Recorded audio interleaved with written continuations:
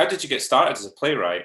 I think I've wanted to write all my life. I think reading. I think people start writing because they're readers, really. And I think for a great deal of my kind of childhood and my adolescence, I got I got a great sense of consolation and a great sense of adventure from reading things. I think kind of reading and writing is it's a process of, it's a conversational process between one another. I think all writers have read things in their life that in some way have changed the way they feel about the world, and they want to do that to other people. So that's how I started writing. I never wanted to be a playwright. I wanted to be a songwriter, like the writers who meant most to me when I was growing up. I would say it's not completely true, but there's a truth to it, that I kind of went to the kind of school that if you admitted to enjoying English or literacy, as it's rather perniciously called now, you just get kind of like beaten up. And I don't think you'd actually been beaten up, but you might have had you'd have been heavily mocked for admitting to enjoying James Joyce or Jane Austen or something. But the one literary form you could admit publicly to enjoy was kind of music. So I was born in 1971. Writers like Elvis Costello or Tom Waits or Shane MacGowan, Morrissey before everybody knew as a fascist, Marquis Smith. They're all, I mean, all kind of male writers who helped me make sense of my universe, and I wanted to emulate them. And it was only when I went to university, I started writing songs. I wrote songs for kind of 7-8 years as a teenager. And it was only when I went to university, two things happened. One, I realized that I had a genuinely dreadful singing voice, and so was never going to make it as a singer-songwriter, which, you know, I've still not completely got over. And the other was I started going to the university theatre, the University Drama Society. All the cool kids, all the most attractive girls, all wanted to be actors. And in a pathetic and ultimately entirely futile attempt to meet these cool kids and beautiful girls, I went to watch their really rather dreadful student productions of plays. And although the girls never talked to me and the kids never noticed me, it introduced me to an art form, the potential of which I was really taken by. I think, as I said, when I was growing up, the art form that meant most to me was music, and, you know, rock and roll music, post-punk music, or whatever. The drama I watched was kind of like independent American film or British television in the 80s. Had some really fine writers writing on it. And I remember going to this, what was called the Drama Barn at York University, which was literally a barn that had been converted into a kind of studio theatre. And although the girls never spoke to me, nobody ever spoke to me, and the plays were awful, I remember being startled by the possibility of telling stories in that space that weren't like god-awful student productions of The Real Inspector Hound, or kind of like weirdly cast productions of The Cherry Orchard with 18-year-olds pretending they were 82. But actually you could do something like Taxi Driver or Blue Velvet or The Singing Detective or GBH or Boys from the Black Stuff, which was the type of drama that I'd grown up on, but you could do it live in the room. And it would be a weird cross between the kind of films and TV that I'd loved and a live gig. And that could be remarkable. So I just started writing plays. I wrote my first plays really at university, and I put them on. I directed them myself and with student actors. And by the time I left university, I kind of realized that if I ever did anything in my life other than be a playwright, I'd be in some way disappointed with myself. And that felt like an incredibly difficult thing to have to live with. So you're kind of faced with this choice: do you compromise or not? And I just decided to not compromise. I went to live in Edinburgh. All my friends left York and went to live in London, but I went to live in Edinburgh, partly to consciously break the umbilical cord, and partly because there was a mate of mine who had a flat in Edinburgh. He was renting off these two girls, one of whom I subsequently kind of like got a real crush on and then started going out with and then married and had a family with. But that's a tangent. Went to Edinburgh, formed a band with this guy, met my girlfriend, and just carried on writing plays. But you know, I was pretty skint. You know, I didn't have any kind of money. My family wasn't in a position to be able to pay for me to do that. So I just got a load of jobs, you know, just worked. Do you know Edinburgh? Are you Glasgow boy? Yeah. I'm outside of Glasgow, but I know Edinburgh quite well. So I used to work at the James Thin Edinburgh Bookshop on George Street, not the one which is on the bridges, the one which is closed now. I think it's become a fashion shop. It's become a clothes shop on George Street across the assembly rooms. Used to work from 4 till 10 there and just write all the rest of the time. And sent plays to the Travers, and they read them and met me, and that was really exciting. Put some plays on with young students in Edinburgh, and then moved to London, got a job at the Riverside Studios, managing the bar, carried on writing. So, you know, the thing is, a lot of people nowadays, you get there's all these narratives of people starting writing their working lives, and their first play is produced. I had like 7, 8 years of working in bars, working in cafes, trying to write, and nobody being interested in what I was doing. At the time, it was really frustrating, but actually, looking back, I think they were the years that defined me as an artist. You know, having that impulse and the motor to keep going when everybody was ignoring you, when everybody was sending you rejection letters, you know, to keep going. That's what propelled me. And then I wrote a play that was produced in the Edinburgh Fringe called Bring Me Sunshine in 1997. It got really well reviewed. And I wrote another play for the same cast at a time when my wife was pregnant with our first child. And I was kind of thinking, and this is something that we'll return to, I'm sure. The starting point for the play is what was the worst thing that could possibly happen to a father. And you know, seeing we got married years later, but seeing my wife pregnant with our first baby, imagining what the worst thing that could possibly be that could happen to a father was, I wrote a play which was about a taxi driver who 5 years before the start of the play had run over and killed his own daughter. Being a bar manager, I spent a lot of time in London at night. And weirdly, the theatre would pay for us to get a taxi home if we worked after midnight. So being somebody who was skint, I spent a weird amount of time in mini cabs, and became fascinated by these cab drivers as like carriers of soul across a broken city at night, and just wrote about that. I sent that to the Royal Court Theatre, and on the 6th of October 1998, 2 things happened which were kind of remarkable. One, my wife went into labour, and my first son, Oscar, was born. And he was born by cesarean section, so my wife and son had to stay in hospital for a few days. In my memory, when I got back from the hospital, I don't know how reliable this memory is, but in my memory, as soon as I walked in, the phone went, the landline went, you know, and it was the Royal Court Theatre telling me they were going to do my play Bluebird. So that was how I started writing. Fantastic. I am moving more on to Seawall.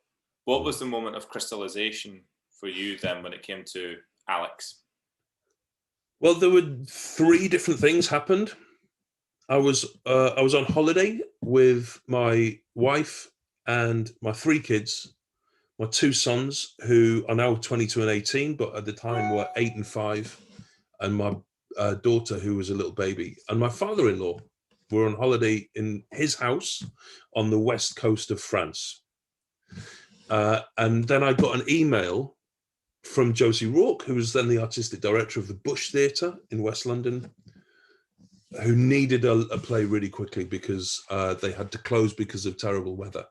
And she wanted to keep the theatre open. They needed to do engineering work on their lighting and their seating, but they needed to put plays on in the dark, in the broken space. And she asked me to write a play to be performed in natural light because they didn't have a lighting rig. So, because I like Josie and I like the Bush, I agreed to take the commission. Didn't have any idea what I was going to write about. No idea at all what I was going to write about, but just said, yes, all right. And she said, I need it by the end of September. And I was on holiday in August. And I just agreed. She said it's for one person, for one actor. So there were the restrictions. I think restrictions are quite freeing for artists. Her restrictions is one performer, it's natural light, it's no more than half an hour. I agreed to those conditions and then went back to my holiday. And I was, my father-in-law, you know, it's really lucky that he died a couple of years ago. He had this beautiful house in the South Brittany coast, just on the Atlantic Sea. And we've been there every year for a holiday since me and my wife have got together for 27 years. And there is a little cove you can go to just away from the path of his house. You clamber down the side from the path and go, instead of going on the beach, which can get quite busy, you can just go and swim in the cove. And one day my wife went to the supermarket, and me and Martin took the kids for a swim.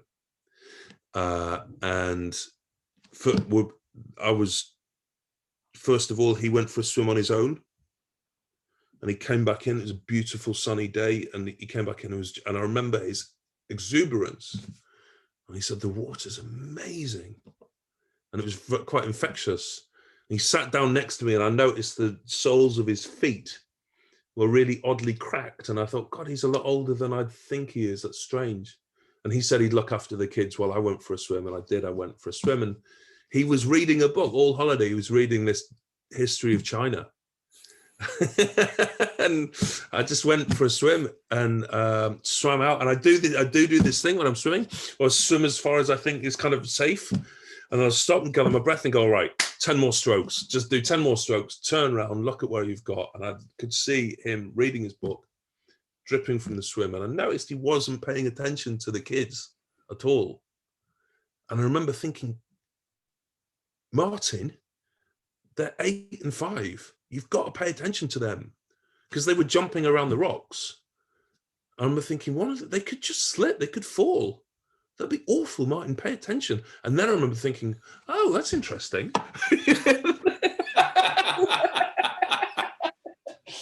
What if they slipped and fell?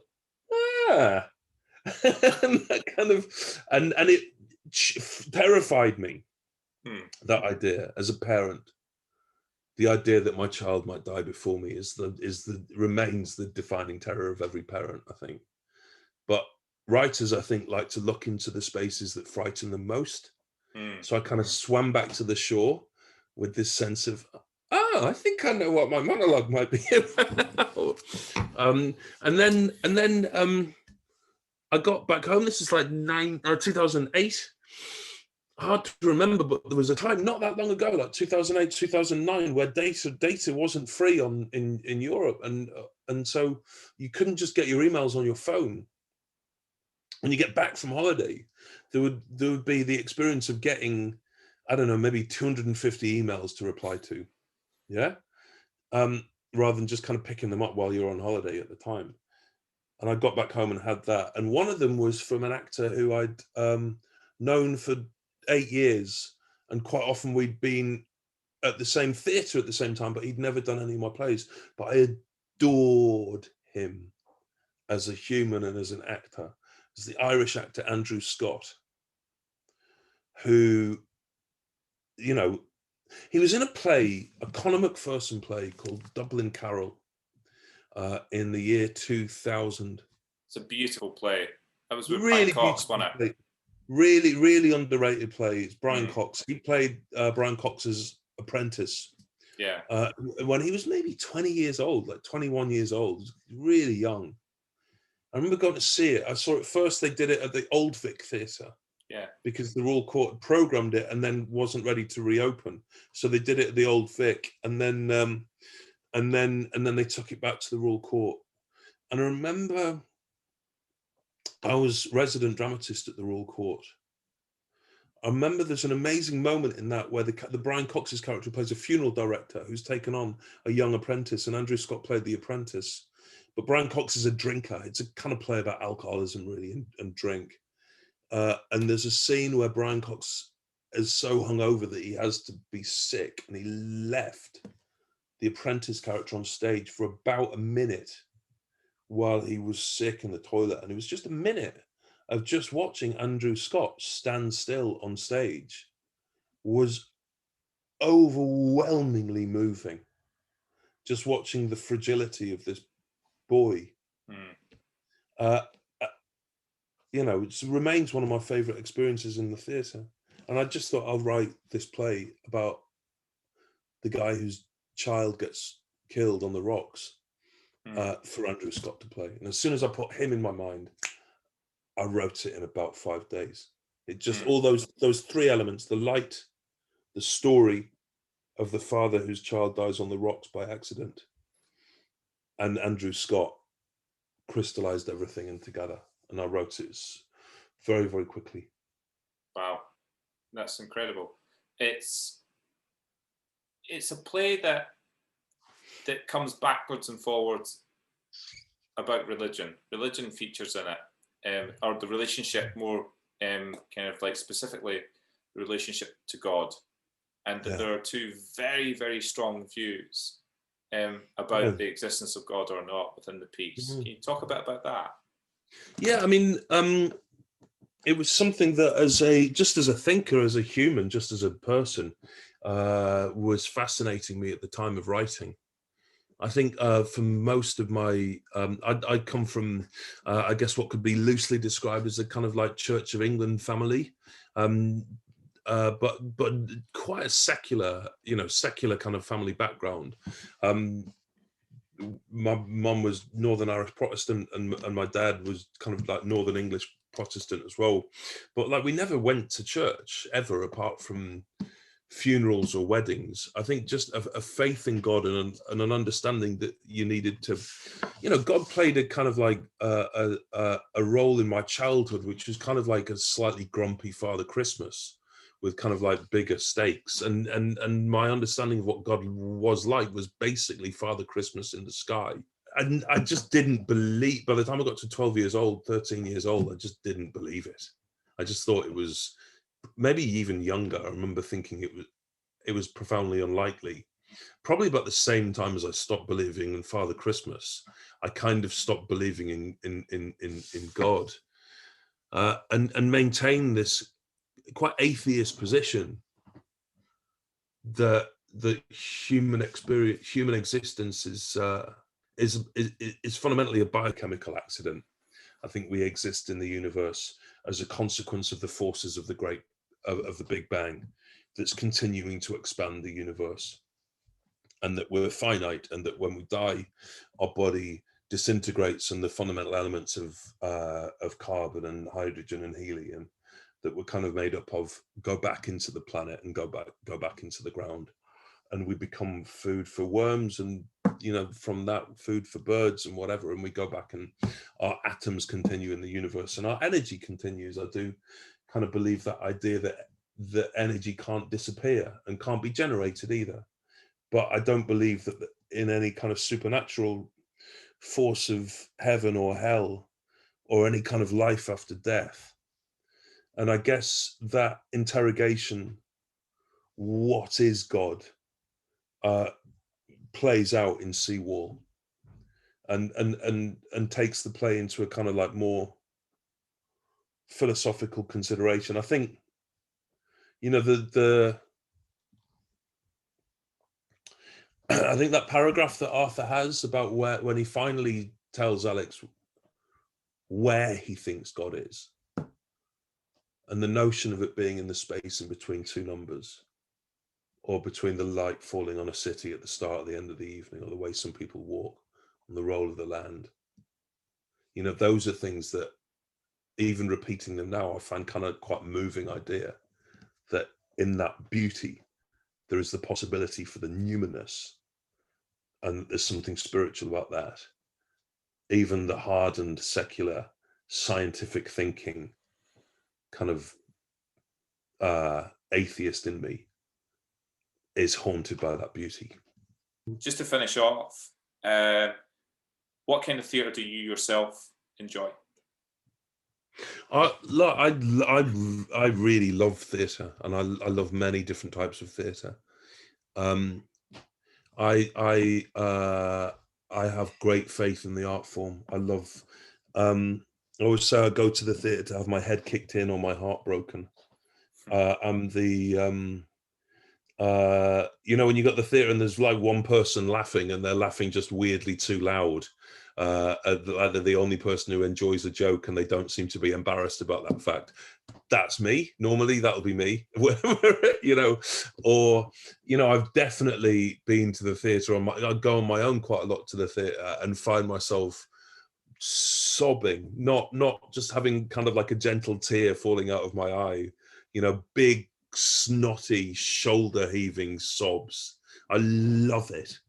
I miss it deeply, deeply. I can't wait for it to return. But I love kind of, you know, weird art installations made by kind of like 25-year-old art graduates that have no narrative or any kind of shape or form. I can get really into that.